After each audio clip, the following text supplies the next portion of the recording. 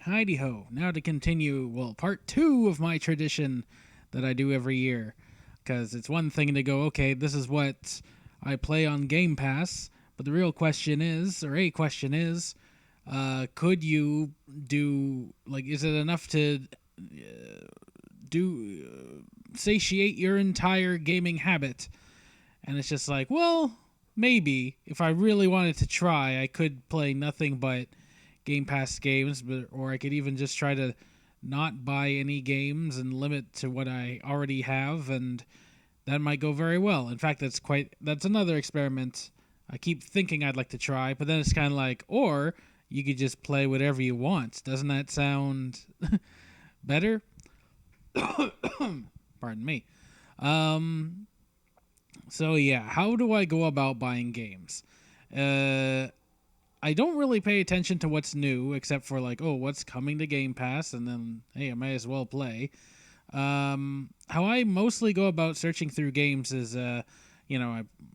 about once a week, usually Tuesdays or Wednesdays. That's when all the sales on Xbox tend to reset, or the sales for the next week happen.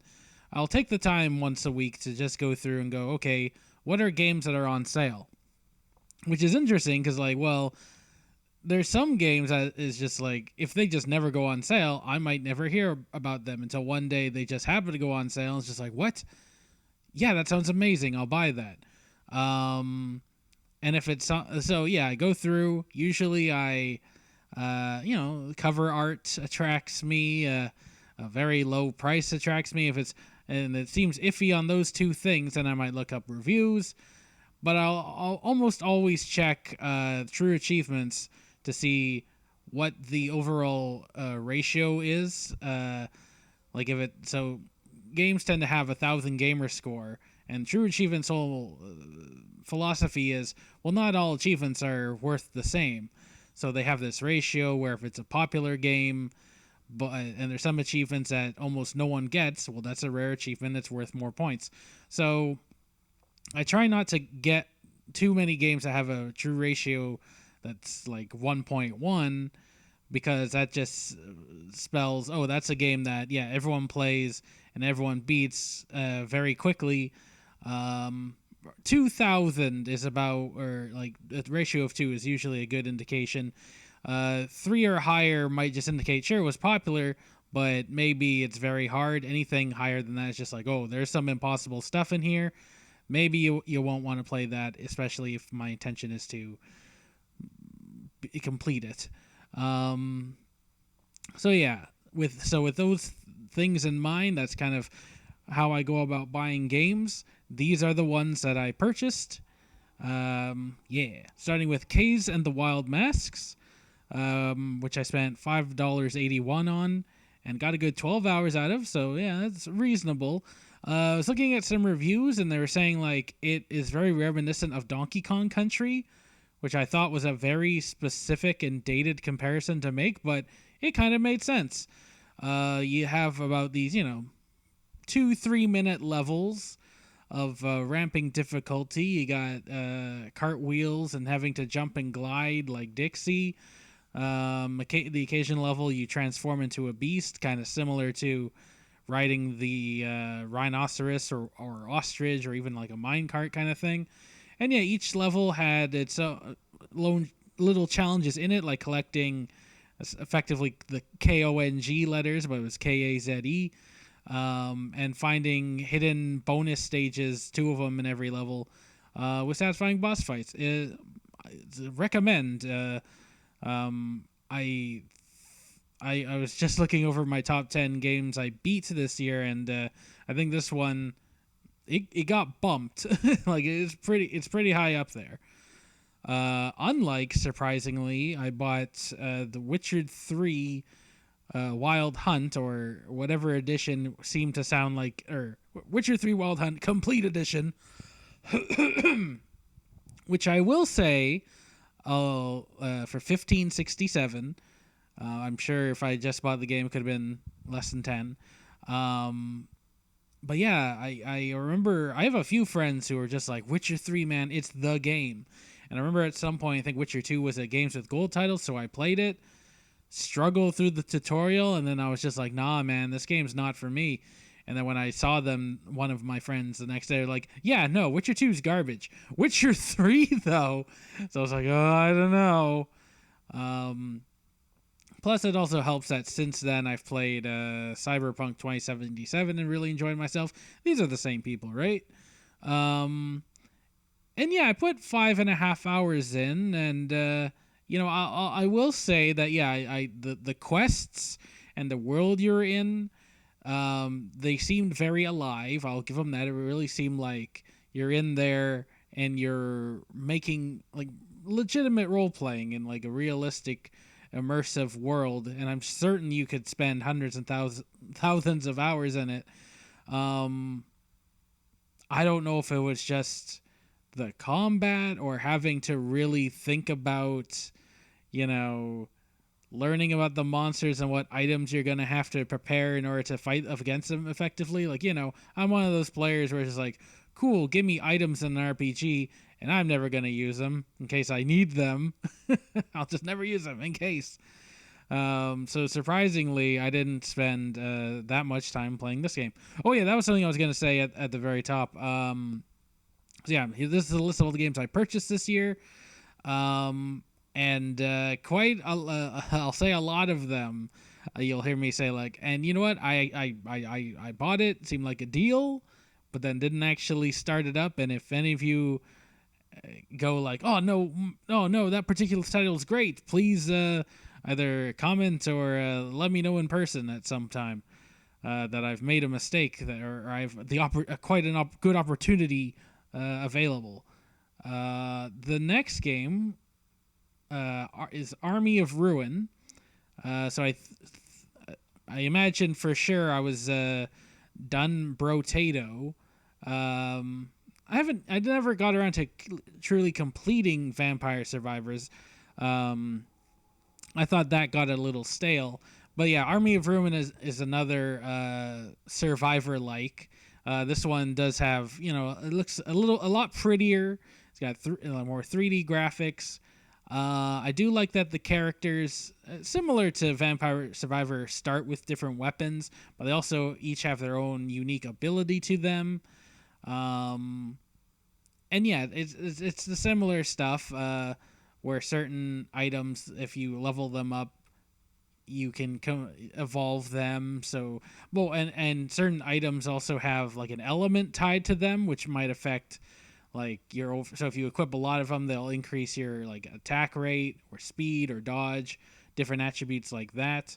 And though if you have multiple items of the same element, that is how you determine how all the other ones will evolve. So yeah, it just felt a little more strategic, Survivor games, like I say, like if I don't know if I've played one that's bad yet, but I think if I start ranking them, it'll come. What it'll come down to is whether or not I'm actually making decisions and developing strategy, and hopefully it's something which changes from run to run. Like that's what I keep saying is great about Brotato. And yeah, this certainly also felt like, if you play as the different classes, maybe you got to switch up what you do a little bit at least. That was for 864. The Mafia trilogy, I mentioned. I saw the trilogy was on sale, and then the first game was on Game Pass, and I think might still be. But I was playing it, enjoyed it, and thought, yeah, sure, I might like 2 more of these. But I think Mafia 2, it does break it down like it's in chapters, and I think of 11, maybe I got as far as 4 or 5. And yeah, so I think for all 3 it came to $14.34, which, it would be pretty decent for the price of 1. Let's see.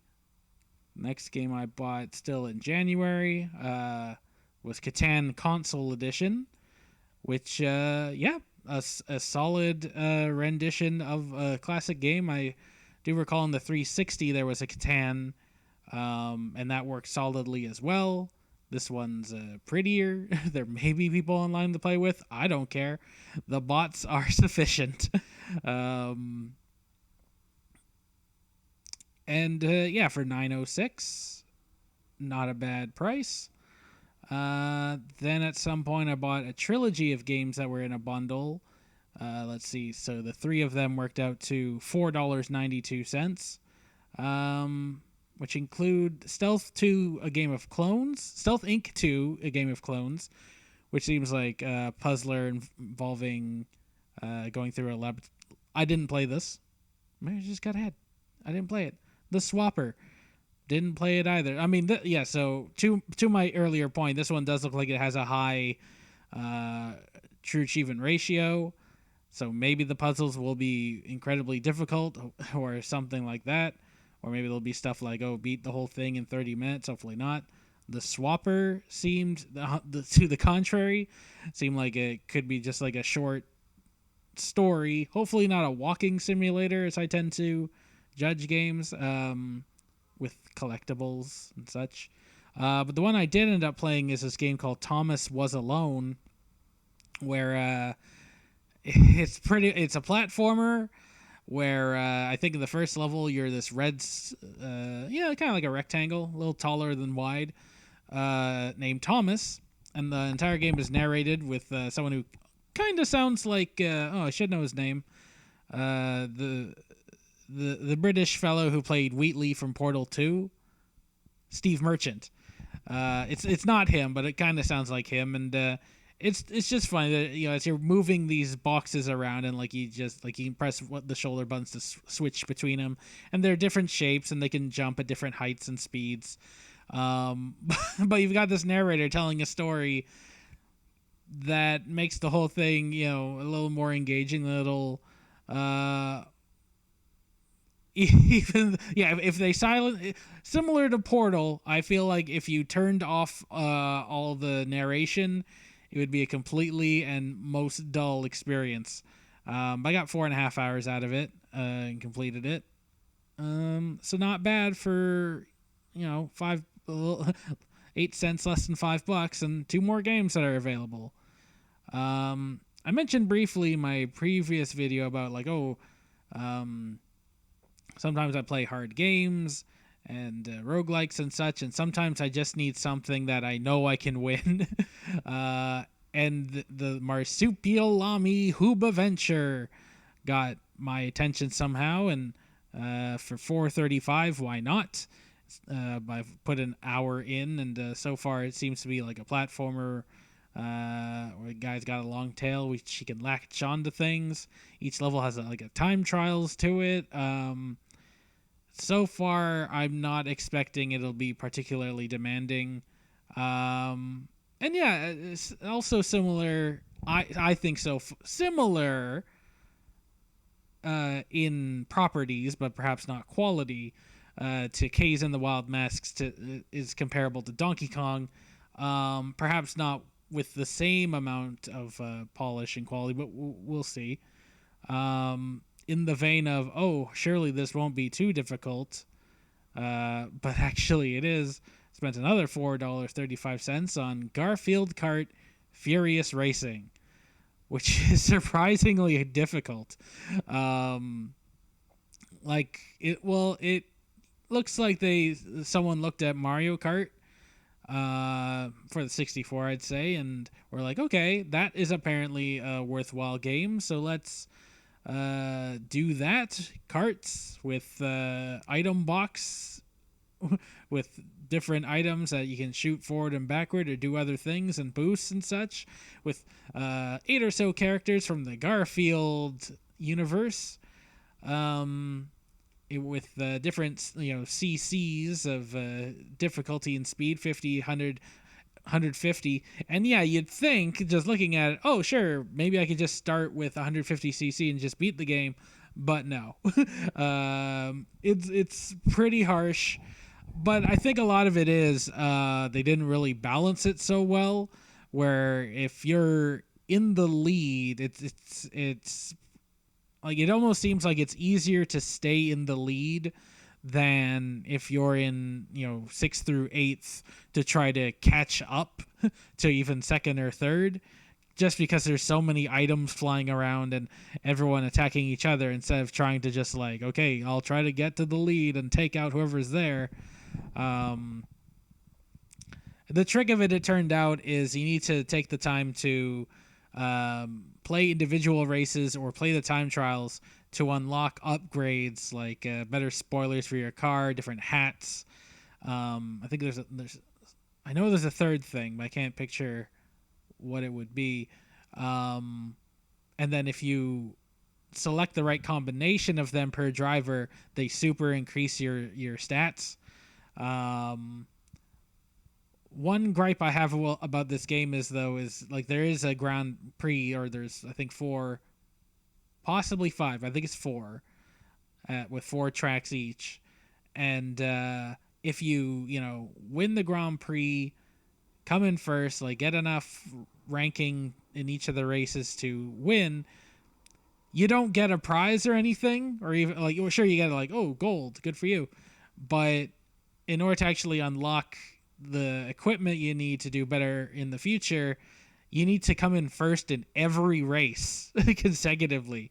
So that just makes it all the more brutal, which I was surprised was a word I would use to describe a Garfield racing game. Yeah. On the same day, I bought Not a Brain Buster, which is a game I did play and buy on the Switch years ago for like 99 cents. This time it cost me $2.90. But, I don't really play the Switch that much. And we did play once at PAX Kerry and had an okay time. I feel like of the 4 of us that were playing, 2 of us really understood what we're supposed to be doing. Essentially, you're on a cube, and the cube will say, oh, well, to start with, it'll be like, go left. So you press left, and you run along the cube onto the other side. And the next side will say, like, go up. Okay, up. And then it'll say, not right. So, like, okay, so you can go up, left, or down. But if you go right, then you lose. Or if we're playing multiplayer, you're kind of, like, delayed for 5 seconds, let's say. And the whole point is we're racing to see how many sides of this cube we can get onto. It's constantly refreshing. It's not like, oh, 6, I did it, I win. But then when it gets harder, it's like, okay, not up, which means, okay, not up, so therefore up. Then some of the sides will start having colors. So it'll be like not yellow. Okay, that means I can go green if I want to. It's a mind trip. And now that I'm taking time to play through it, there's more different categories like that. Unfortunately, like the 5th one is kind of like, you know what? Sometimes it'll say things that are impossible. So the trick is you're just supposed to wait for the timer to go down, like not move. So if you accidentally move, you die. It's quite the puzzler, but it's not often you come across a satisfying puzzler that's also like knee-jerk reaction. So yeah, when I saw it, especially it was less than $3, sure, absolutely. Let's see. So this is now how many is that so far? 13. The 14th game I paid for in March. In March, I will say, is the first game that I feel like I actually spent real money on, and that's Kingdom Hearts Melody of Memory, which is a rhythm-based game where essentially you listen to the tracks that are found in the various Kingdom Hearts games. So mostly, maybe not mostly. It's got a lot of Disney tracks, but I guess there's also a lot of tracks that are just like the combat theme from various worlds. So maybe it's about half and half. I don't remember. And you get to play through all of the worlds and a brief summary of all of the Kingdom Hearts games. 1, 2, 3. Birth by Sleep, Dream Drop Distance, 256 over 13 days. That wasn't the right number. which fortunately I have played through this, so none of it was a spoiler. And then at the very end, if you beat the game, there is kind of like a maybe 20 minutes of cutscenes of new footage from this game only, which I believe will lead into Kingdom Hearts 4. So if like you're a diehard, then you absolutely got to play this game. And yeah, ever since 3, well, ever since there was the addition, well, I've gotten back into Kingdom Hearts in recent years, so I do appreciate the story and the music I like as well. Although, yeah, I think achievements wise, they went through and which I got all of them within 47 hours, but it's just like, okay, play through the story. Now they want you to play enough times and defeat enough enemies. Like I was maybe 20% through, like just, and then I beat through all the songs on the 3 difficulties, and I still wasn't near like, oh, this is how much you should have played. Or maybe they thought the game was harder than I thought it was. There was a story mode where each song had individual challenges, but pretty much the challenges were like, imagine DDR. Like, what kind of challenges could you really throw in aside from that aren't just achieved automatically if you just perfect the song, right? Like, it's not like you could just turn around. I don't know. Yeah, that was the most expensive game I've bought so far at $35.83. Because yeah, I've noticed, at least on the Xbox store, I guess there's a lot of like Final Fantasy games on Steam and such, but I'm finding that Square, because as I'm saying, you know, it helps with Game Pass. At this point, like I need to be convinced to pay more than $20 for a game, pretty much at this point. Otherwise, I feel like, yeah, pretty much most games tend to come less than that eventually if you just wait.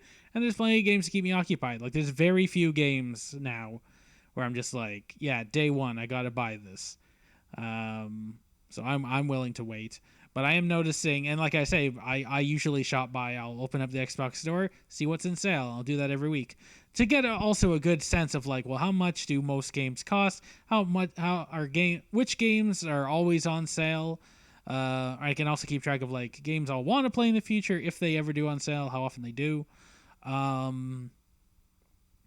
But what I'm noticing is Square, and I think similar to Nintendo, like that's one problem with the Switch is like all the first party Nintendo games, they never come down in price. And I think Square's have the same attitude where they're just like, yes, well, certainly with the Kingdom Hearts games, I'm noticing they're just like, no, these are worth a certain price. People are going to want to buy them and buy each of them if they want to play through the whole series. So no, we're not we're not dropping below 20. And it's just like, you know what? Kudos to them. Respect. But there's a lot of very high quality game companies that are willing to over time. So I'll just I'll just not play your games if they're not they don't come down to what I think is a reasonable price. March, April 4th, I purchased the Jackbox Naughty and Nice bundle, which includes the Jackbox Survey Scramble as well as the Jackbox Naughty Pack. The Jackbox Survey Scramble, I kind of got the impression wasn't really a full game, but it does have like 8 iterations of pretty much the same concept. And I think it's a pretty cool thing. It's like they surveyed a lot of people. I know it's true for Speed. I think for the most part, all the games are one-word answers. And then they just give you different ways to play, like, okay, which work out to, okay, here's a prompt, and you need to come up with answers and kind of have a sense of like what was a popular answer, what was a not popular answer. It's really satisfying.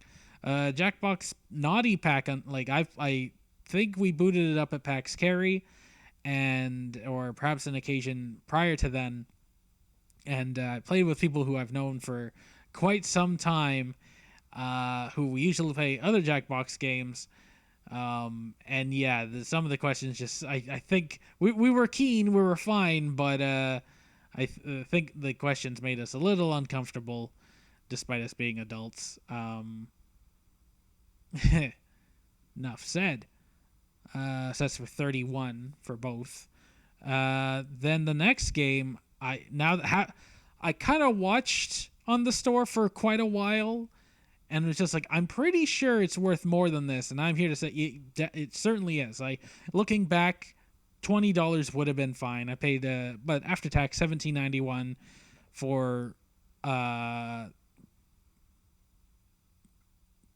a game which is actually ranked second among the purchased games in terms of playtime, and that's Cult of the Lamb. Which heck yeah, that was a super satisfying experience. You know, a game is great when you can look at the gameplay loop. Like, I say you when you look at the gameplay loop, and it's just like, okay, you do a thing, and something in the game just makes you want to play more and again and more and again, and that is Cult of the Lamb, because it switches between, like, yeah, there's this like dungeon delving aspect to it, and that's, I'm sure if you took a step back, like the core aspect of the game, or that's where the action is, and that's how you progress through the story. But outside of that, you also are a lamb who is saved by some gods, or at least a cult wanted to sacrifice you, and at the last second, another god who is being held in prison, let's say, by all the other gods is like, yo, you don't want to die, right, lamb? Well, if you agree to worship me, I'll give you the powers to escape.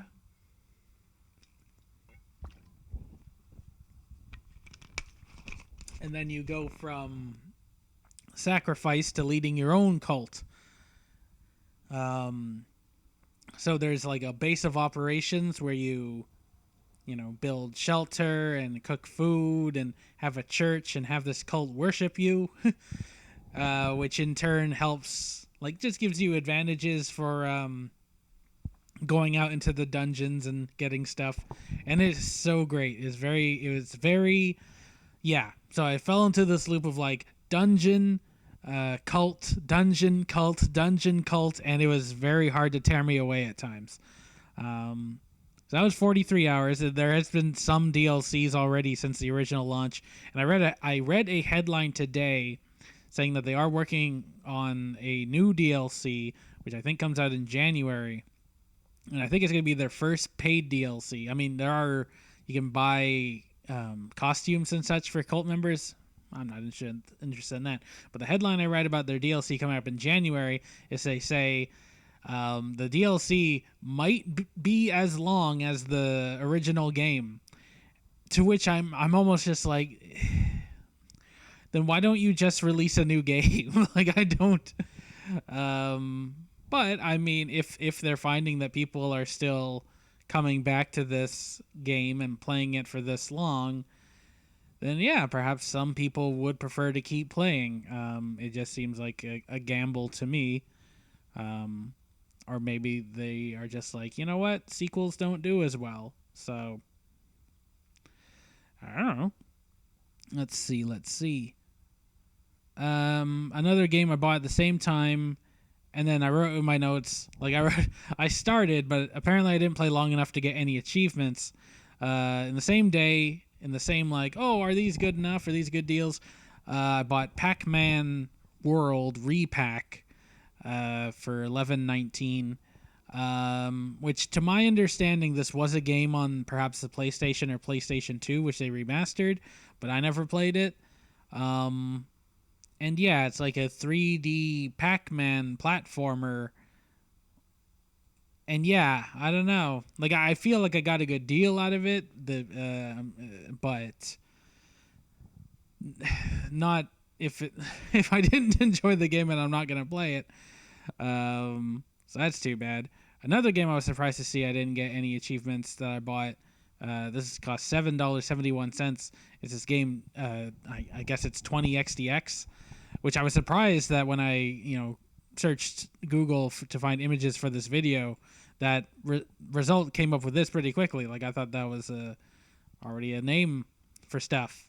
Like that's the year Mega Man happened. Anyway, what this is, it's a very surprising game that like is not Capcom, and Capcom's pretty cool. Like I think Capcom's cool just based on how like Mega Ran exists and the Megas and other Mega Man based bands where the idea behind this game is it's clearly made by someone who's played a lot of Mega Man, and they're like, okay, what if Mega Man was a roguelite, or possibly like, I haven't played in a while, where you start the game and like there's runs and the bosses are randomized, and you occasionally get random weapons that do different things, like that almost work kind of like the different weapons that the Mega Man bosses drop.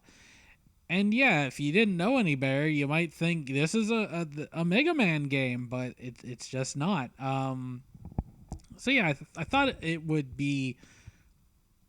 Well, it is good, but I I think I only played it the one time and thought, okay, and then moved on to other stuff.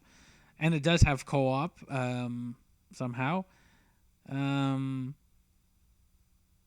Yeah, It felt quite a bit like Rogue Legacy, a game I know I will mention a few more times in this video.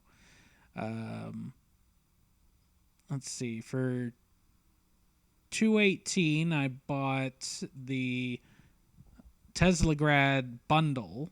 Was it called something cool? The Teslagrad Power Pack Edition. Which I looked into it, and the reviews and ratios of these games seems fine.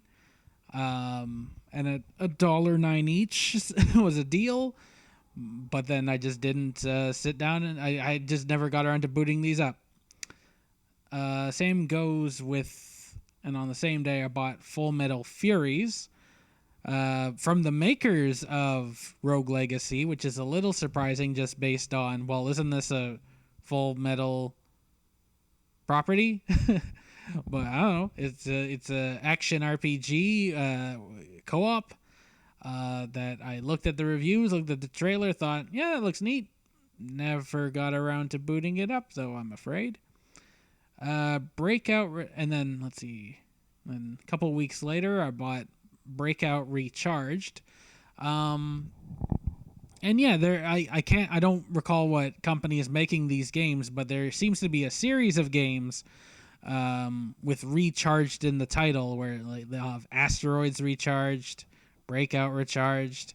I'm surprised I can't think of a third example. Recharged, or it's just, I said Asteroids, didn't I? I think they have like a Centipede one, but I'm not familiar with Centipede and that other arcade game, which is based off of Arachnoid. Anyway, I know I've played 1, 2, maybe 3 of these Recharge games, and yeah, they're pretty solid. Where they, you can play like the default mode or the newer Recharged edition that has more superpowers, affected like pickups that do cool stuff. But what I really enjoy is they also have like this challenge mode where there's 30 to 40 to 50 maybe levels, which are these challenges like, it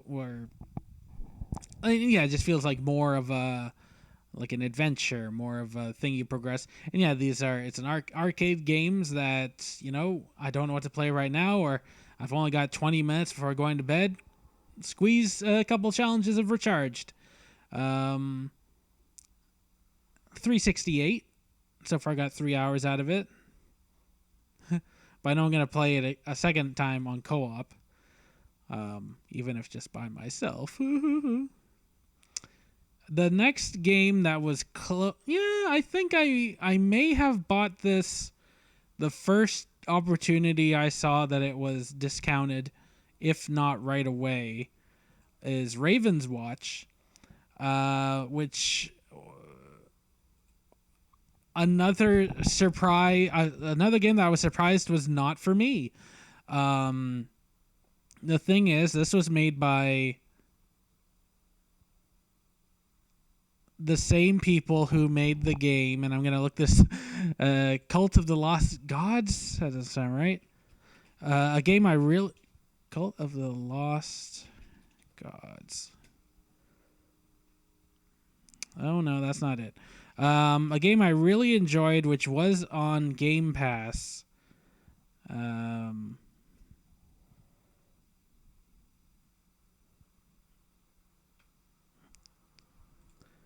That geez, I'm not finding it. Past Tech Games. Curse of the Dead Gods. Yeah, Curse of the Dead Gods. That was a game that was on Game Pass, and then when it was pulled, I was just like, well, I'll try to get all the achievements I can, but it's a pretty big and brutal game. And then when I could, I'm like, you know what, I'll do it. I'll buy the game. You got me, Game Pass and game. You made a good game. I'll buy it. And then, yeah, I did continue to play it and got really far.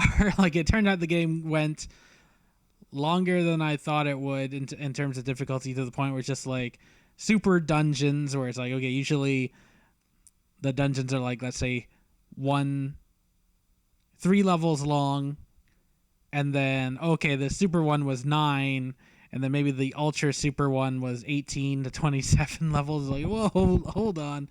Well, of increasing difficulty and madness and stuff. And it's just like, nah. So the only achievements I had left were like beat that and like complete the bestiary, which included beating the super dungeon like 10 times in a row. And I was glad or if not that, then the next highest tier. Anywho, Curse of the Dead Gods, provided I can remember the title, is a game I can recommend. So I'm like, okay, Raven's Watch, have my money. And the experience was just not the same. I don't know why I was just expecting Curse of the Dead Gods 2. This is its own thing with, pretty interesting characters, which are based on fables. The one they keep showing is like, here's Red. So imagine playing like the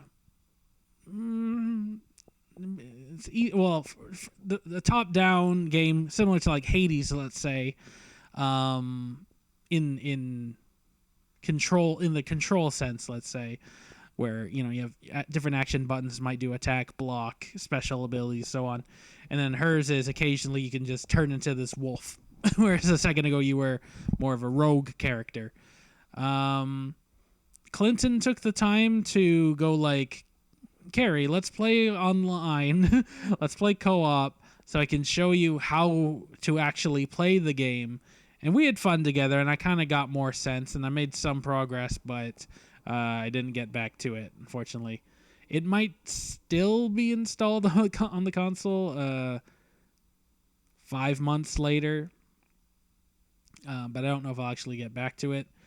Another game I purchased was Freedom Finger, which fell under the category of, what is this game? I've never heard of it, but hey, now it's on sale. Got it for $288, and it's a shoot 'em up, or shoot sideways, where your rocket ship is a fist, which pew pew pew pew shoots out, or you can punch ships occasionally, or actually, like if you go up against like a mech, you can grab it and like take its guns and use it against future enemies. And all the levels are like custom rock and roll tracks from bands who might be good, with a humorous story about just like the American army bossing you around and causing all this destruction without while being covert about it, or if you get caught, it's on you. Didn't get too far, but if I'm ever in the mood for a shoot 'em up, I know I've got this. Piku Niku. Piku. Whoops, I'm moving too much. From the last video, I noticed, so microphone's making a lot of noise or breathing or something. I tried to sit still and didn't last very long. Piku Niku is, a game swear I've heard of for years and years and thought, people will say nice things about it. This also falls on the... I definitely recall starting it, got through some dungeons, went to the first town. No one wanted to talk to me. He's like, "You're the monster from the hill." And then I surprisingly got stuck. And it turned out the puzzle was just like, to fix the bridge. Because I'm looking all over like, how do I fix this bridge? Is there any wood? Is there any hammers? Like, I really don't get it. All I'm doing is, rolling around and jumping. I'm not how do you fix a bridge? The tree next to the bridge had a spider in it. And then if you manage to somehow grab the spider and like drag it across the bridge, it fixed the bridge. I don't know. So I was looking forward to like, hey, light puzzles, platforming, and I guess I was mad at myself that I got I got bested by this game. And then we get to July, where it looks like, mid-July went into a bit of a shopping spree. This is when I start thinking about, not when I'm looking at the store and looking at deals, I'm also thinking like, okay, PAX Kerry is coming up, and part of what I like to do for PAX Kerry is just be like, let's try some games, and it helps if I'm encouraged to try games if they're cheap. Stories Untold, I don't remember. We didn't play it, but it cost like $1.85. $1.42. Seemingly, it's a series of vignettes of horror-based technology stories. We didn't get to it. Oh yeah, this is probably the third game I bought at near to full price. This, I think, I think it was out for a while on Steam and possibly Switch, and before porting to Xbox. And then when it did and it came out, it's just like, hey, it's out. Oh, and we're going to give a 20% discount. And you can get the DLC, which includes Casey Jones. This is Nickelodeon Teenage Mutant Ninja Turtles Splintered Fate. Now, this one I feel much more comfortable plays more like a Hades clone, where but you play as the Teenage Mutant Ninja Turtles. Hades being... Now, I said yesterday, Slay the Spire was the game that got me into roguelikes. I'll have to check the records which one between Slay the Spire and Hades I played first. Pretty sure I'm right about Slay the Spire. But, Hades got me to get, like I say sometimes, if you would explain the concept of roguelikes to me, I would have been like, you're nuts. Why would you want to play a game where there's almost no chance you will win? Like, you'll almost definitely lose unless you take the time and patience to play again and again and again and again. With Hades, though, I remember when I played it, like, I did a run, got so far, played another run, got farther. Each run I got a little farther, got progress. This, I'm just bashing it. It's not, so I don't know. It really just feels like you're not supposed to be strong enough from the get-go, and you're gonna have to do a lot of grinding for stuff. And it's just not as satisfying or fun. Although one time, maybe like 3 times in, I'm like, you know what? I will see about playing online, because maybe this game is meant to be played multiplayer, and maybe the balance just doesn't work for solo. And then what happened was I was matched up with someone who definitely played a lot, and so their character was doing a lot more damage than me, and I should have followed along and let them take me to the end just so I could be done with it. But after so many bosses, it was just like, no, okay, I'll step off. I'm not, at this point, I'm not even helping.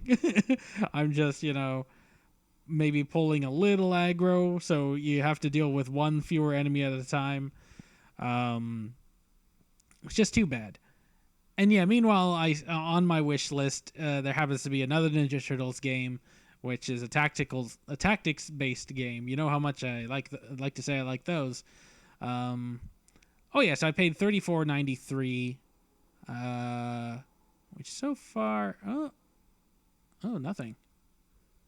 Apparently another game later in the list is a cent more, and I'll see if that was worth it. Okay, so yeah, July 15 and 16.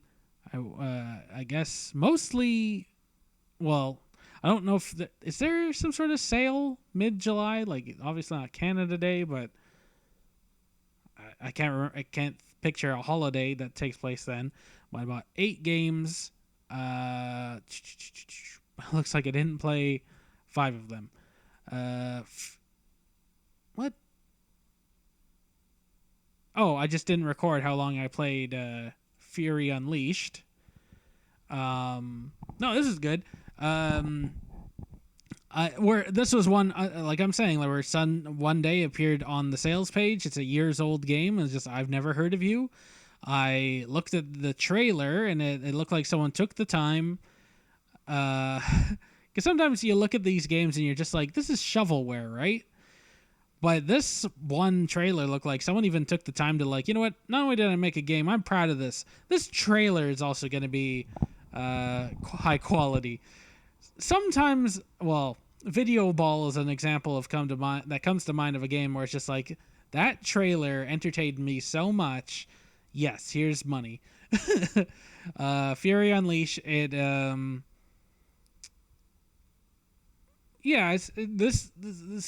I felt was a like more like Rogue Legacy, except for the part where you don't just die and become one of your descendants.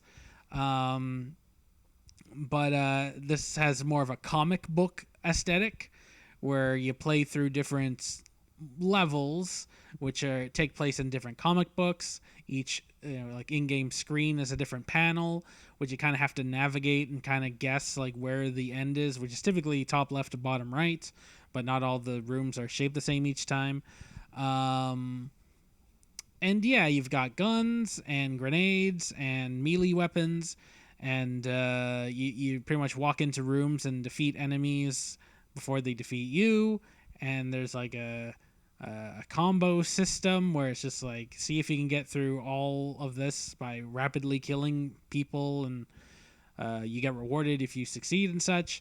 And then yeah, it's got, as all roguelikes do, if you do well in a run, you get currency, which unlocks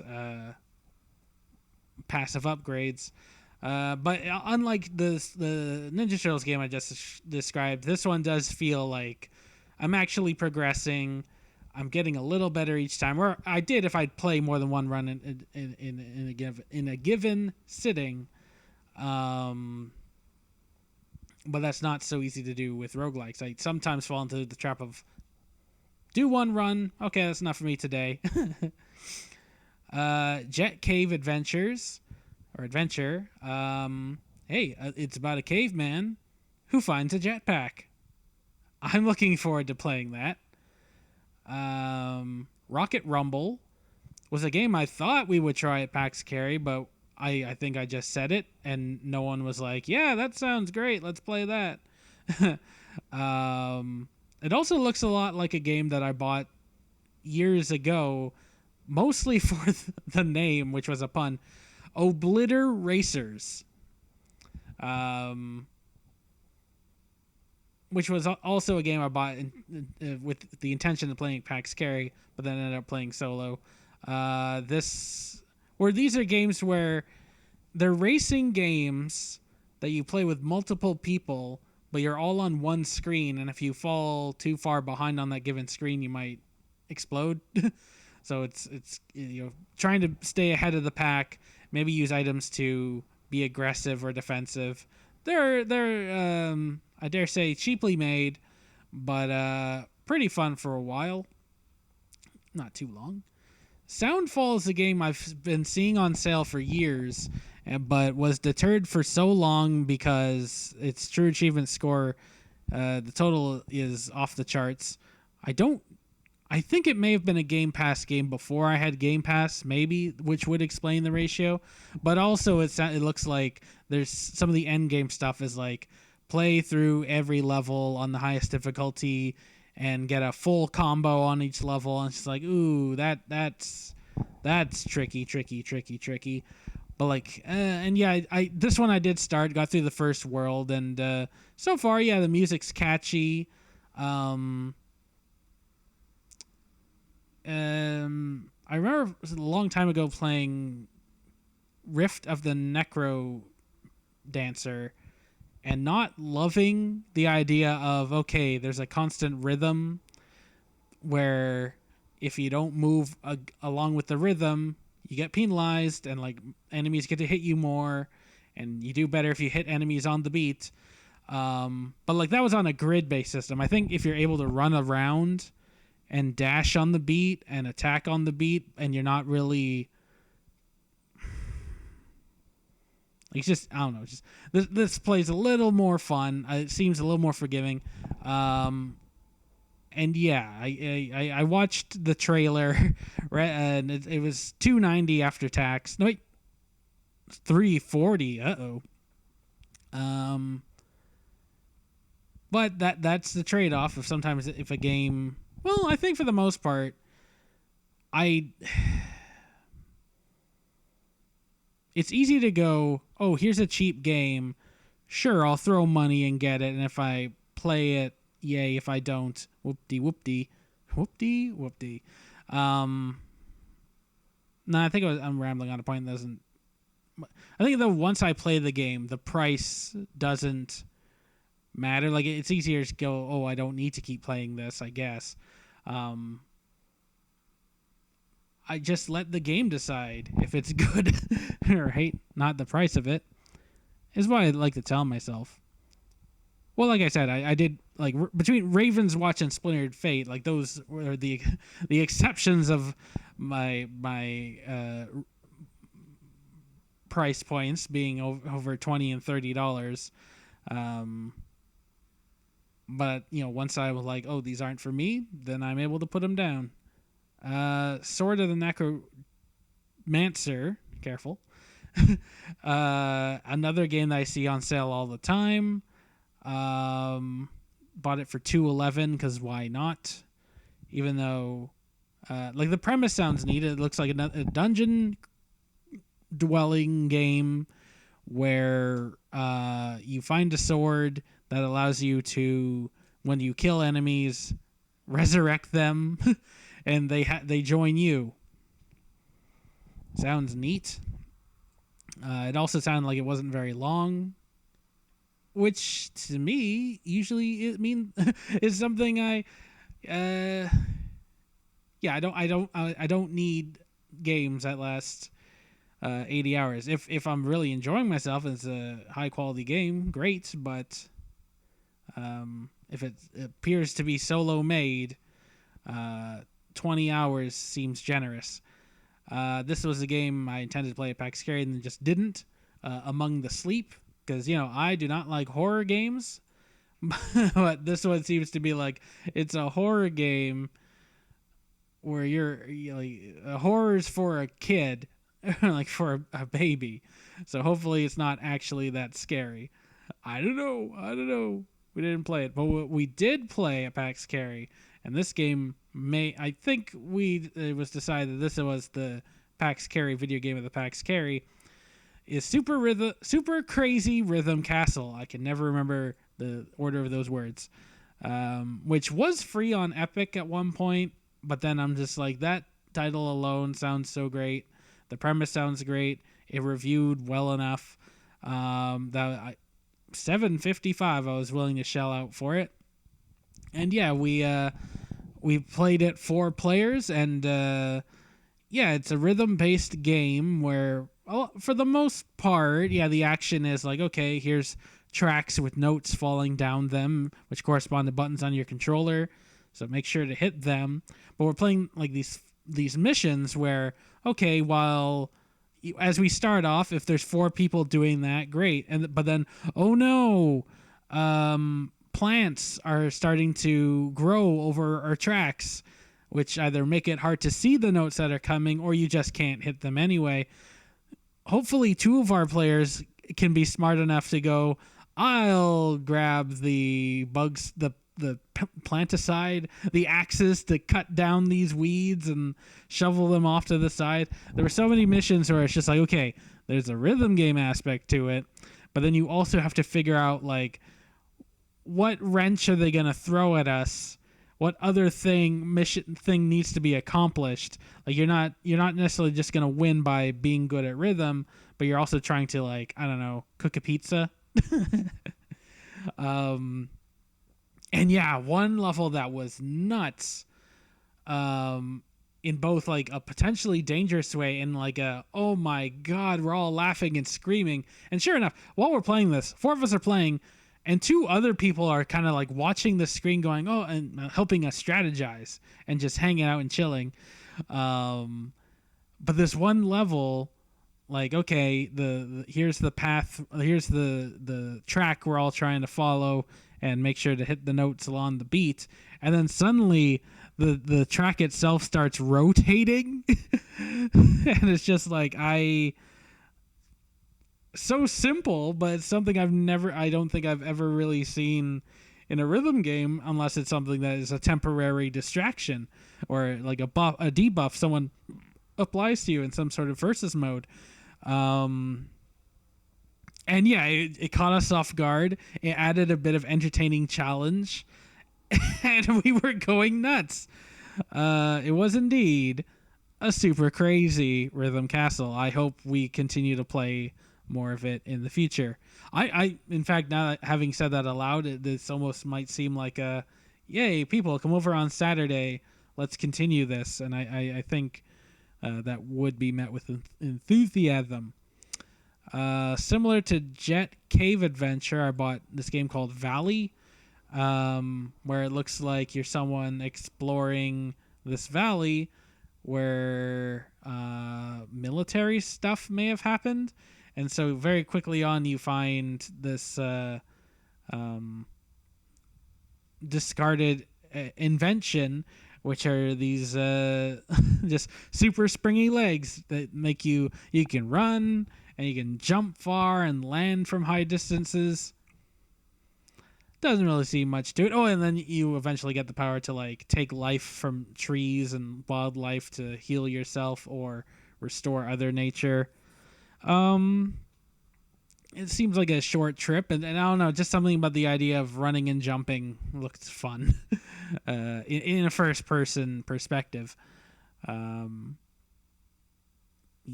August 20. So yeah. Okay, yeah, it looks like I bought a few more games in August for mostly for preparation of PAX Kerry. Looks like for 1164, I was willing to shell out that much for Garfield Lasagna Party, which is like, okay, well, assuming I'm gonna pretend I know the order that this happened. So okay, guys, we did it. We mastered Mario Kart, but Garfield. Let's now try Mario Party, but Garfield. And I I turned the game on, left the room to do something else that was happening, and I get essentially charged 4 people to play this game, and they went through one party run, and they were not very happy with me for doing that. But they were good sports. They played it. And thankfully, all the achievements are just beat this one mini game or come in first. So it's certainly one that is like, oh no, I'm not sure if I have time today to get an achievement. Boot up Garfield Lasagna Party. Did I just let you in on a secret? Nah. I don't intentionally buy a lot of games. Well, that's not true. For the intention of, oh, this will be for easy achievements. There are certainly games that do that, and I just go like, well, no, those games shouldn't exist. Spitlings was a game that caught my attention, and it was on sale, and I bought it for $4.25. And the premise is you are these cubes with mouths, and you do platforming challenges, and all you can really do is, kind of move sideways, jump, and spit your teeth out. At the enemies, and the enemies are non-sentient blobs, and if you do well, you unlock more of your friends. Yay. And so far, I don't know if necessarily playing co-op makes it easier or harder, but playing with 2 or 3 people, yeah, we are having some difficulty with some of these levels, but having a hoot. And yeah, well, I think it's, yeah, one hit kills, so you think you're doing well, and then someone goes, oh, I mistimed that jump, and now I got hit, and then, it shows who messed up, and then we restart the level, and I think all the levels are like, at worst, well, at longest, I should say, 2 minutes, maybe 20 seconds if we're lucky. So it's not too bad if you've lost, but it's one of those things where it gets like, okay, stop dying. just stop dying, would you? Don't talk to me. Stop dying. Let's get through this level. Yay, we did it. Yeah. The Exit 8. I don't know what I knew about this game going in. I don't know if I heard about it or seen that it had been mentioned on in YouTube videos or something to that effect. But where would I have seen this? I don't know. I somehow just got the impression of go into this game blind. Although that when we played it together, it didn't ruin the game that Harrison was there and he knew he'd seen the game before. He'd seen it be beaten, and what it is you're going through a subway tunnel, and they go, okay, here's a subway tunnel. You walk through. You see there's another guy walk towards you and walk by you. He's not necessarily an enemy or a friend. He's just some guy on his way. And so you look at the hallway, and it's got some posters on the left. It's got an emergency exit on the right. There's a camera. There's a sign. Just notice the details. You walk down the hallway, turn a corner. It's the same hallway, or is it? And that's the game. You try to determine, okay, is this a normal hallway? If so, just walk forward. If there's something wrong, turn around. And then there's a little sign on the wall every time you either pass through a good way or reverse on a bad way that indicates, okay, you're now on hallway 2, 3, 4. And the goal is just try to get to number 8, and I think maybe after 8, or I can't remember if it's on 8 or after 8. Aha, there's the exit. $4.74 I spent on this, and I intend to get all the achievements. There is some RNG involved. Well, yeah, it's not the same run every time, and some of the achievements are fair. They're just play through a run without making. Well, if you make a mistake, you start from all over. So some of the achievements are do it quickly, find all the mistakes, and so on. But I think it will take me a while. This one was just for me. Leisure Suit Larry, Wet Dreams Don't Dry. I think if not last year, the year prior, so 2024 or 2023, it occurred I'd seen these games, the sequel to this game on sale, and it dawned on me I've never played a Leisure Suit Larry game. So why the heck not? It was an okay experience. So I played the sequel to this game prior, and I'm it was okay. Minor issues with it, just mostly audio, but it was fine. And I played through this one, and I think I enjoyed it more. The puzzles, satisfying point and click adventure, where I think the only one of the I don't remember what the solution was, but there was one thing which is okay, you got to go around and someone wants to promote a band, so you get these posters. I don't remember the solution to this, but it's just well, I have darts. Can't I use these darts to hang up the posters? And surprisingly, the answer was no. Okay. There was only one puzzle like that where it's like, what are you talking about? Why not? Speaking of puzzles, though, Railbound is a game. I think I paid $1.64, $1.89. Which we did play at PAX Kerry, but in the chill, like, okay, it's morning, no one's here yet, there's no streaming content yet.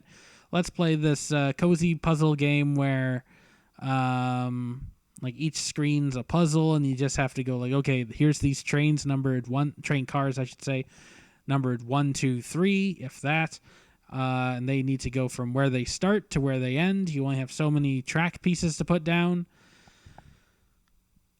It turns out I'm not good at this, and I feel bad.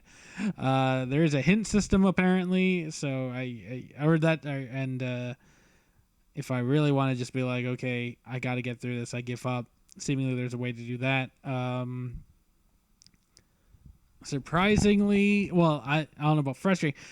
Like I say, sometimes there are games where, especially when there are puzzles involved, I find myself going, there's got to be a solution. There's only so many pieces. There's got to be a solution. Sometimes I can talk myself into going, therefore, this has to be possible, and then I persevere.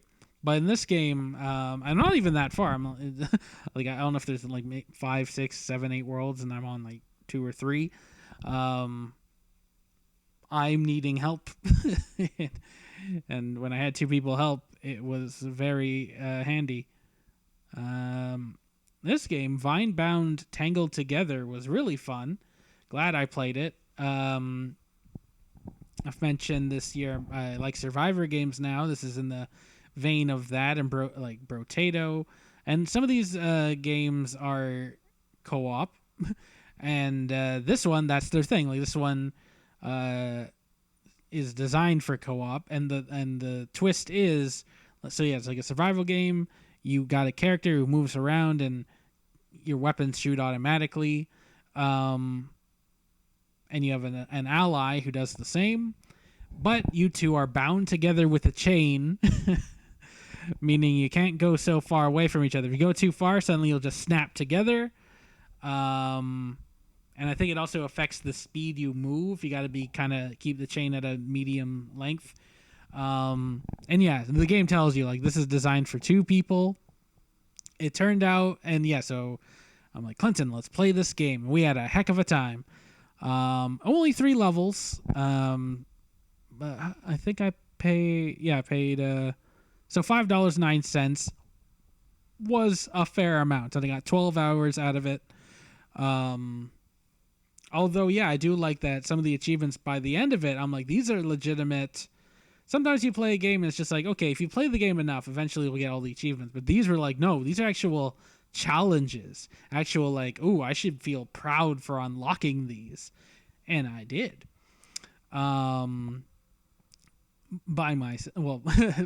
Eventually by myself. Because you can play one player, but how it works is like also, this is one of those games where it's like, theoretically, you could play with one controller, but please don't. Or if you feel like being cozy, hey, that could be a heck of a date. So you can play one player. You choose one character, and the other character is just a stump with no special attributes. But they still fire weapons and such. And you control each one with the different thumbsticks. And then it does get a little tricky if you just happen to move the one character on the other side. Suddenly your left stick is for the right character, right stick for the left character. They did think of that, though, and you do have the option of, like you said in the options, do you always want the left stick to control the same character or just whoever is on the left? So good for them. Very satisfying experience. I got my money's worth. Yahoo! Here's let's see. So this would be the second or possibly third game of the year where I was just like, yep, it's out. Here's my money. And that's Puzzle Quest Immortal Edition. Which, as far as so Puzzle Quest for the DS, I tend to say is the best game on the Nintendo DS prior to 3DS and such. And, I wouldn't object if someone's like, no way, man, Advance Wars. Okay.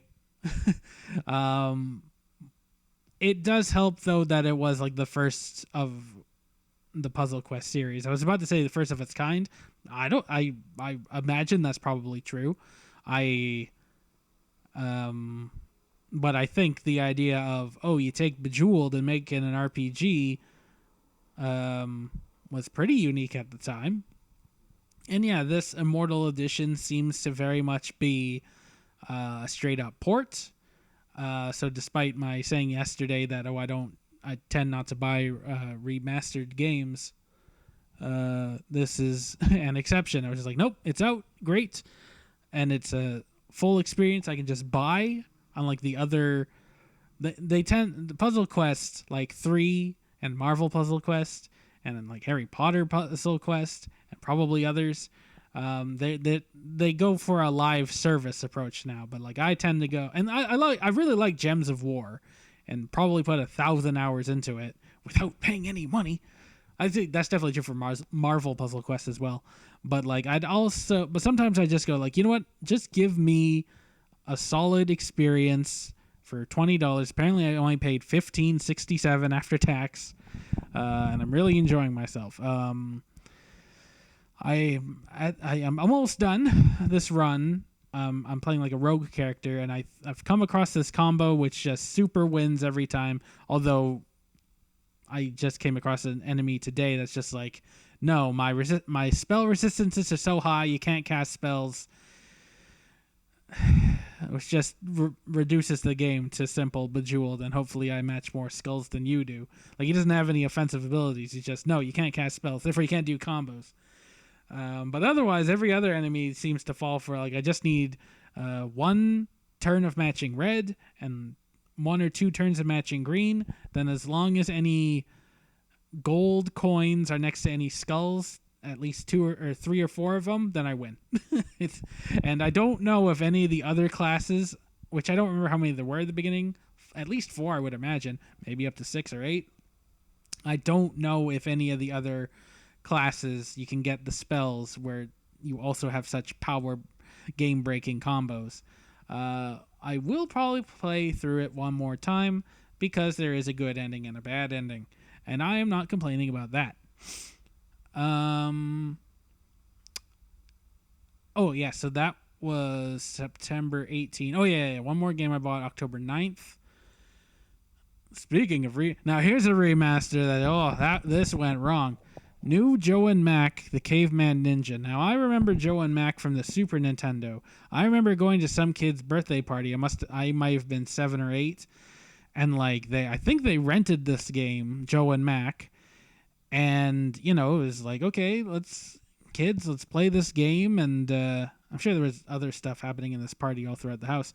I was like, oh, here's this game. And you just play until you lose, everyone. Okay, like, that's how you share. And somehow I managed to get all the way to the end of the game and beat it in one sitting. And then it was funny. We're like, oh, okay, let's start over again. And the adult in the room was like, who wants to play? And I was just like, I'll play. And he's just like, Kerry, you've been playing all day. Ha, ha, ha, ha, ha. I really hope he didn't think I was serious. I wouldn't surprise me if some parents thought I was a bad influence. Dads, at least. And then, even then, I asked my parents to buy this game for me, or like next time an opportunity came up, like, oh, do you want a game? Oh, Joe and Mac, which I feel like I played over and over again. So that being said, it's just like, okay, they remade the game. It's like, well, I've played it to heck. I don't necessarily want to pay $20 for it again. But then sure, I'll pay $2, and I somehow regret it. It was just god awful. Like, it seems that they rebuilt it. Some aspects of the level seem familiar, most of the bosses were the same, although they took out some of the ones from the end. Like the game ends. I remember you go to hell at the end or something. No, I think you enter a dinosaur's stomach and the devil's in there for some reason. That boss is not in this game. But yeah, I don't know. The first level of the game, I boot it up, I play, and like the first boss, I legitimately was like, I have no idea how to beat this. I can't throw my weapons high enough unless I like jump onto a platform, jump off the platform, and throw my weapon, and I'll get a few hits in. I gotta keep doing that. Meanwhile, he's attacking me, like spitting cavemen out of his mouth at me, hitting me at the tail in the unblockable attack. I was just like, this is ridiculous. So I was just like, well, turn it on to easy. And I completed it within 2 hours and was angry the entire time. Oh, another just bummerific thing is that, like, you start off throwing bones as your weapon. And also, I was taking damage for firing weapons too much. That made no sense.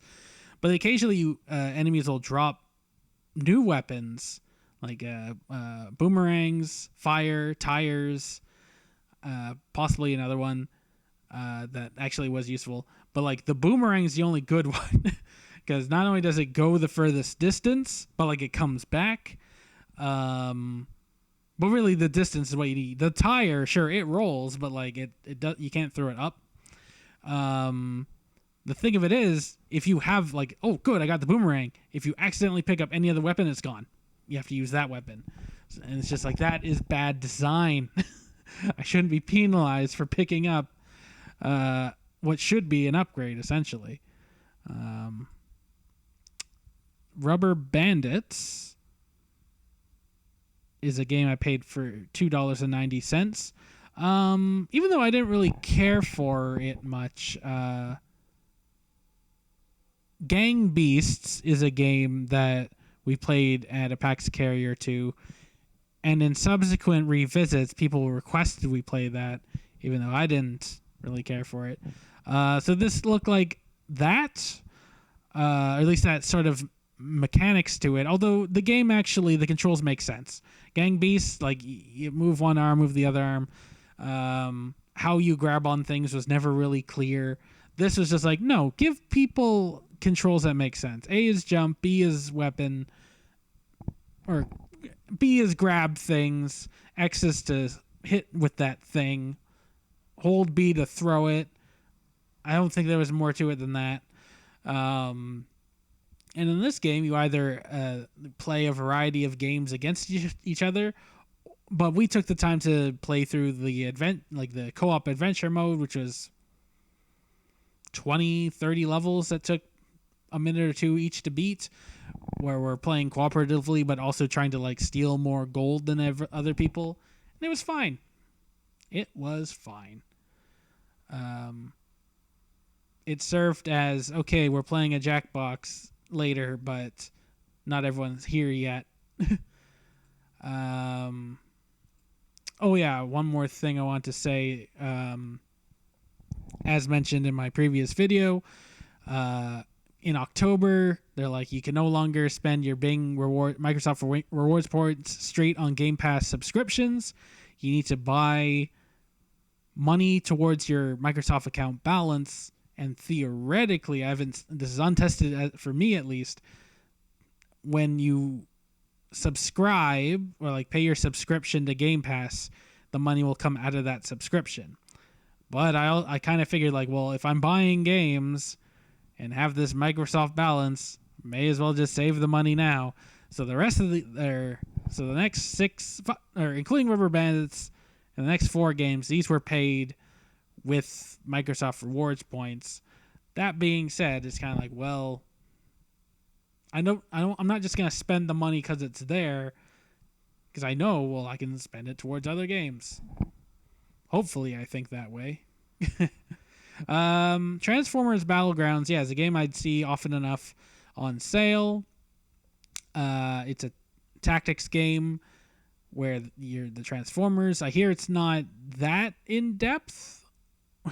that not that sophisticated, but hopefully the Transformers will make it like a worthwhile enough story and it'll be fun. But why I finally bought it this time was that apparently it's being delisted and it won't be on sale ever again soon.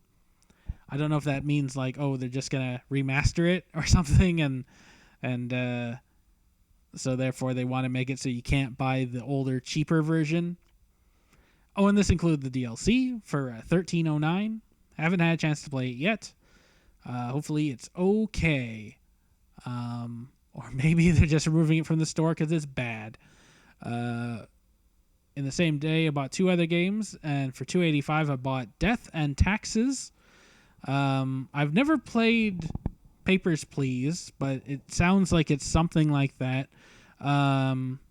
You wake up one day as a new Grim Reaper, but it's an office job, so you have a boss who you communicate with enough times. I think he's supposed to be like fate or destiny, and he just goes, cool, I'm going to give you, like on a given work day, and like you have a desk and like a machine that does this in like a stamp. And like, I'm going to give you 6 profiles, and you decide whether that person dies or lives, and you need to, and like and today's quota is however many people need to die, and with an additional mission of like any people who work in the medical field, they need to die, or save 2 people who have kids or something like that. But it's entirely up to you, it seems, if you want to obey the rules provided or just be like, no, or do whatever. And yeah, the game is lasting longer than I thought. I was under the impression that, like, after the first week, maybe the game would end and be like, haha, this is the ending you got. Like, this is essentially a personality test. But the game kept going. I'm like, okay, I have no idea how long this is gonna be, but it seems like in order to get the full experience, you might want to do one playthrough of following the rules, a playthrough of being disobedient, and yeah, as you eliminate certain people every day, you get like like a news feed on your phone, which it kind of explains like, oh, so-and-so, like in today's news, so-and-so died of a freak accident. And in unrelated news, although it is related to who you eliminated and who you preserved, like, oh, peanut allergies are up.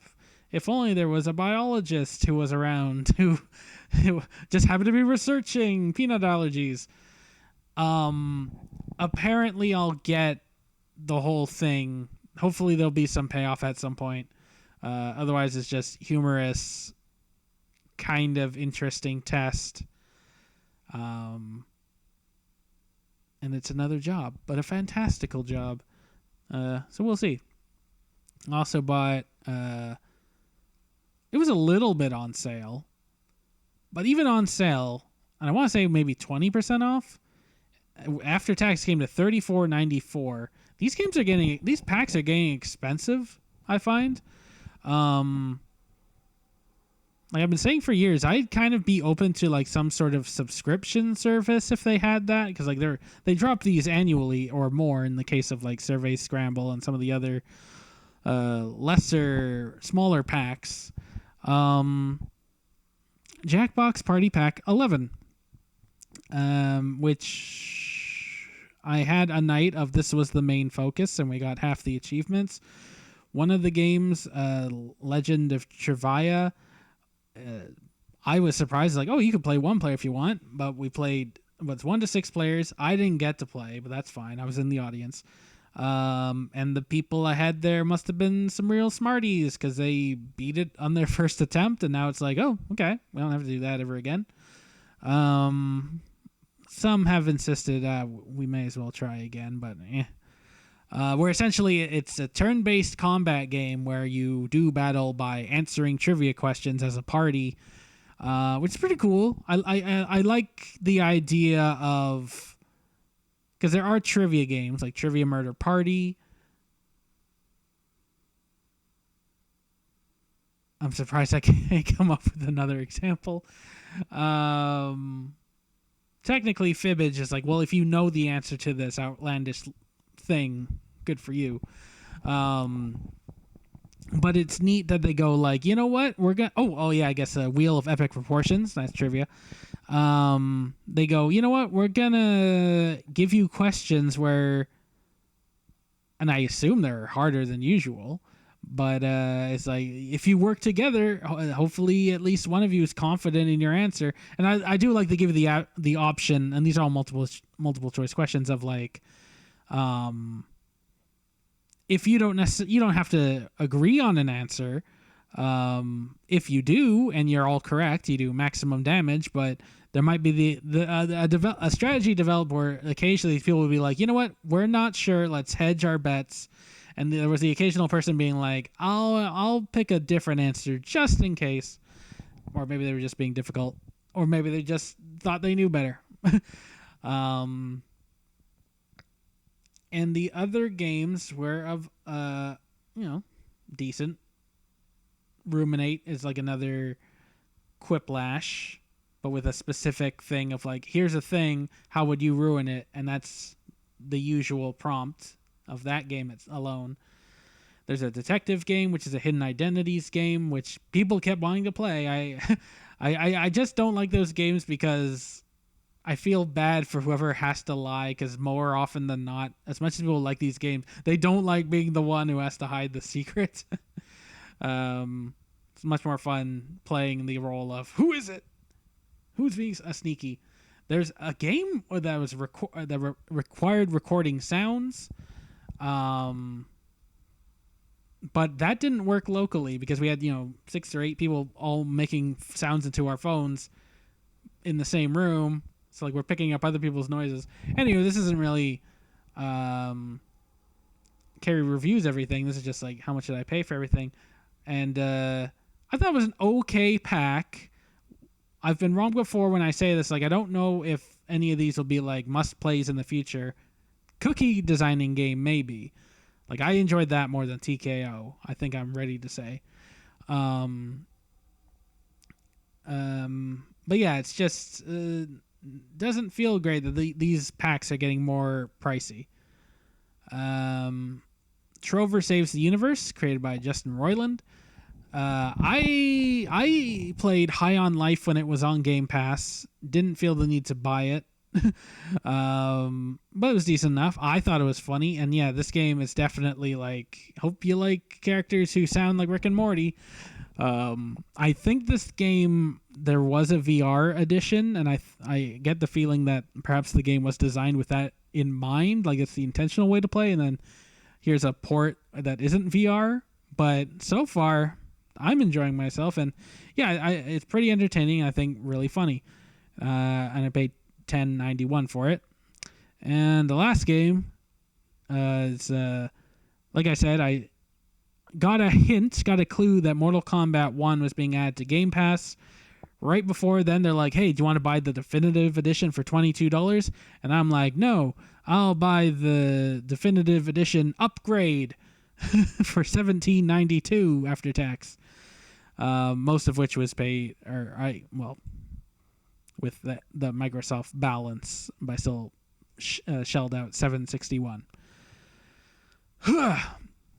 So as you can see, the thing is, it's like, yeah, Game Pass is great value, especially if you're paying $1 for it, but it doesn't necessarily solve everything, and there's still plenty of other games that people like me, who power gamers who play a lot of Game Pass, also still buying other games.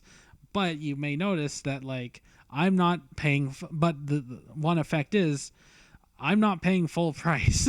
But a trade-off is I'm buying several, and with the occasional I'll still buy them for cheap, but then I end up not necessarily playing all of them. Versus in my review yesterday, I said like, oh, on Game Pass, I replayed 13 games from previous years and played 28 new games, and only 2 of them I didn't really enjoy, but like none of them I regret I don't regret playing any of the 28 new games, as opposed to buying games because like, hey, it's a great deal, but then not playing it. But that was the thing I was going to point out. Last year, similar thing. I made a video and I made a list of like all the games I purchased, and somehow 15 of them I bought and didn't play, but 5 of them I played this year. So there you go. There you go. Here I am going like, I bought it but didn't. Also, a lot of games that I did buy and didn't play were in bundles. Hopefully I played at least one of the game of the bundle. So, and then I'm also cheating with the following statistics, Yahoo, that are coming up.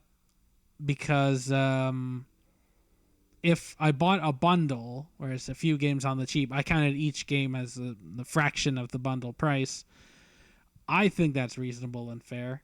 The alternative would be lumping the bundle as one, but then the average and median price count would be higher. Anywho, here's what we've all been waiting for. How do I... No, that's not it. Here, up. There we go. Little higher, little higher, little higher. Okay. So, despite having like, here's Game Pass, and it's the subscription, and all the games I play, and great games that last me tens, up to 40 hours in some cases, I still bought 50 games this year, which sounds crazy because it's like I buy a game pretty much every week. That being said, I don't want to scroll right now because the numbers are on screen. Look at the numbers. There was the occasional, here, let me open up my wallet and buy 8 games at a time, all of which are less than $5. Did I mean to reveal all these numbers at once? Well, too late. So the grand total of games that I bought this year, $407.53. Which, let's say 50 weeks in a year is $8 a week. That's pretty good for like the hobby that's what I do. Work ends. I'm more off. Well, work ends. I've prepared dinner, video games. That's what I do. It's most nights, unless there is an occasion. I started going to the gym this year. Not to work out my arms. I don't know why I did that. $407 for 50 games, 16 of which I didn't play, which is kind of not good. Not proud of that, but it is neat to look at. So the average price I pay per game is $8.15. Which goes to show that, like, when I say, like, you have to convince me to pay $20 or more for a game, that's where that's coming from. Like, yeah, I'm paying like $8, and like the median price is $4.35, meaning most games are less than $5 that I buy. But then I think it's worthwhile to look at, okay, but of the ones I play, the ones I actually purchase with I purchase them all with intention, but sometimes that intention is maybe we'll play this at PAX Kerry. 34 games I've played, which once again, what number did I say yesterday? Game Pass I played 28 games plus 13 from previous years plus 34, so it's like what, 75 games? That's wild. Like I played quite a bit, but not every game, of course. I probably should have gone over the hours and done an average on that.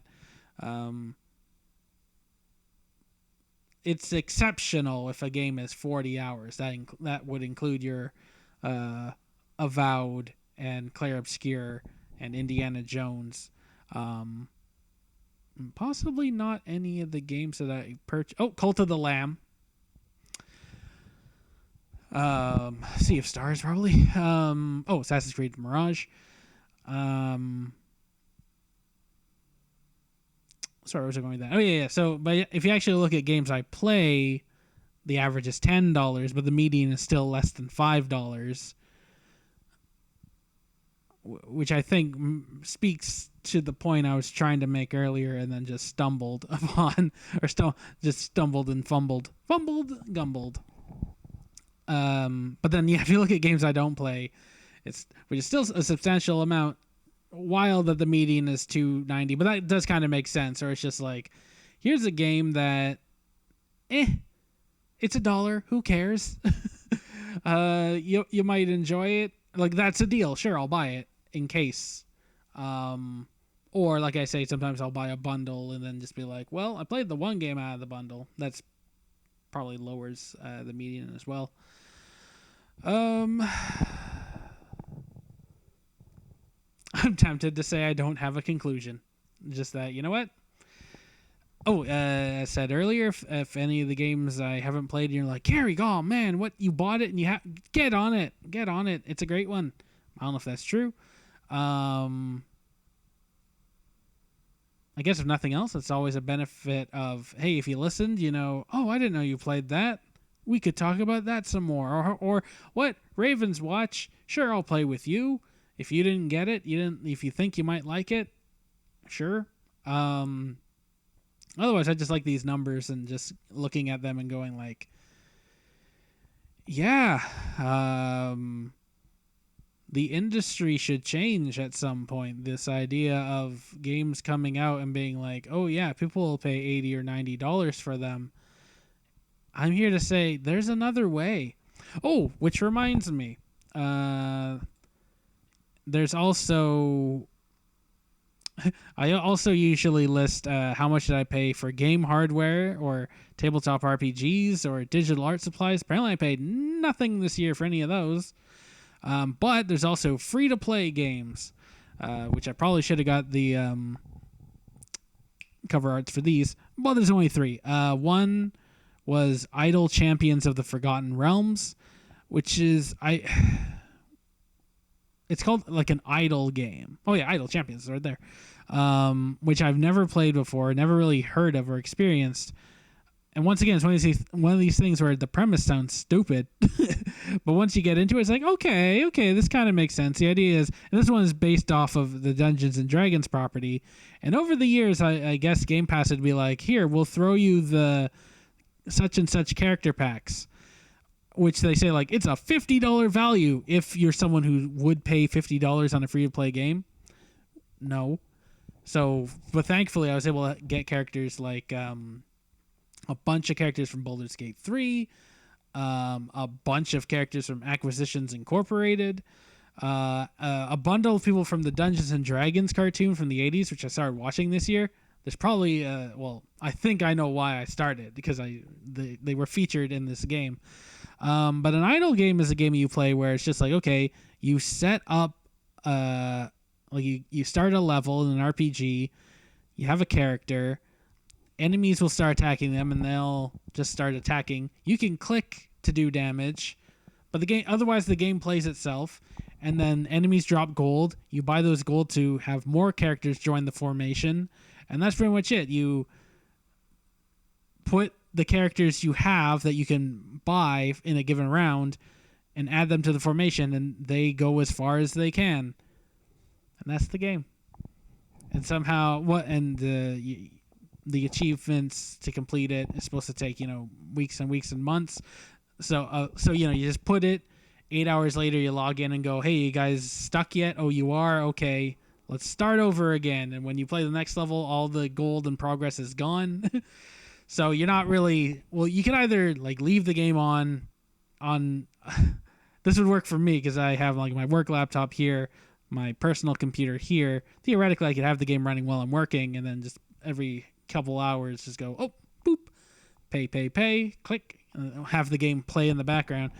Or you just set them up and then check in the morning and then in the afternoon. Somehow this consumed 37 hours of my life for free. Marvel Rivals I played a little more for some achievements. Apparently 4 hours. I'm still not good. But yes, apparently if you're not good and you keep losing, they'll pair you up with bots without telling you so that you can gain your confidence and play the game So I think that's how I managed to win. Or the occasional, like, oh, they paired my team as humans against bots. Sure, we'll win. Epic Games releases games for free every week. And I had Clinton over one day, and we went over through the library, and she's like, yeah, there's some solid stuff that like I just never get around to playing it because achievements over here. I'd rather play on my couch on a console than a PC. That's just me. But one of the games is a game that was recommended to me. It was on my Xbox watch list for a while, and then it was free with Epic. Backpack Hero. I put 11 hours into that. Quality title. Roguelike dungeon exploring, where the main gimmick is your character has like a giant backpack, a magical backpack, and in between battles you fit like kind of like in Resident Evil. You had like a trunk or something. I don't play many Resident Evil games. You have like a backpack, you open it up, and it's got a grid where you can try to fit in swords and shields and potions and oddly shaped things. And that's your inventory. When you do battle, you have so many action points per turn. Each weapon or shield requires so many action points. And yeah, you do combat and try to manage your backpack and be a hero. Yeah, so even if I decided like Game Pass is a value, I've got lots of games in my backlog. Epic is giving out free games, and I think like starting Thursday they're going to be giving out until I think the December 18th to the end of the month they're giving a one free game a day. I wouldn't be surprised if some of the games are games that they previously gave away. I'd be like, fair enough. You give out a lot. You don't have to spend that much money per year to be entertained, I guess, is the conclusion. And yeah, in regards to the Game Pass price increase of October, it's now $33 a month, or plus tax, Canadian. I still have it until it'll expire in August 2028. And then I think through Bing searches, it looks like I might be able to save $15, $20 a month, maybe, to be determined. They're doing a thing now where it says like, they've done it twice, and this is the second week they've done it, where they're like, hey, click this thing to get double the Bing points. But it's not like you get double the points per search, but you get more searches that are worth points. So instead of being able to get 90 points for doing 30 searches, you can do 180 points for doing 60 searches. So double the points is kind of a misnomer. If they do keep doing stuff like that, yeah, it won't be free, but I still think it'll be a tremendous value. Thanks for your concern. I hope you liked listening to me list games, and perhaps realize, oh yeah, once you get past the fixed price of the console, like, yeah, gaming it doesn't have to be that expensive. Oh yeah.